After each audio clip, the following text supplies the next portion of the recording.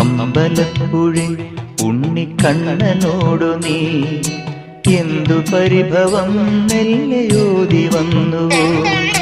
കൽവിളക്കുകൾ പാതി മിന്നി നിൽക്കവേ എന്തു നൽകുവാൻ എന്നെ കാത്തു നിന്നു നീ? തൃപ്രസാദവും മൗന ചുംബനങ്ങളും പങ്കുവയ്ക്കുവാനോടി വന്നതാണു ഞാൻ. രാഗചന്ദനം നിന്റെ നെറ്റിയിൽ തൊടാൻ ഗോപകന്യയായോടി വന്നതാണു ഞാൻ. അമ്പലപ്പുഴി ഉണ്ണിക്കണ്ണനോടു നീ എന്തു പരിഭവം മെല്ലയോ